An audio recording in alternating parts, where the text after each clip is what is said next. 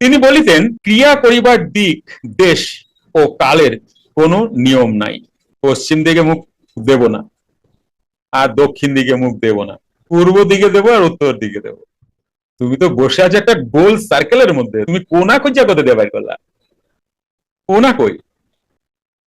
প্রশ্ন করো নিজেরা। পৃথিবীটা কি চৌকা? হ্যাঁ গো। তাহলে তুমি দিক কই পাইলা? কখনো ভাবছি ওইভাবে? কারণ আমরা জন্মসূত্রে পাইছি পূর্ব দিক, সূর্য যেদিক দিয়ে ওঠে ওদিকেই বসে সবকিছু করতে লাগবে। আর উত্তর দিক, এবার চার দিক আমরা জানি, পূর্ব পশ্চিম উত্তর দক্ষিণ। তুমি কোনাটা পাইতেছো কোথায় যে তুমি চার দিকটা করলা? কি করে করলা? কোন ক্যালকুলেশনে করলা? তাই বাবা বলছেন যে ক্রিয়া করিবার দিক, দেশ ও কালের কোনো নিয়ম নেই। এ বিষয়ে বেদান্ত বলিতেছেন, ক্রিয়া করিবার দিক, দেশ, কালের কোনো নিয়ম নেই।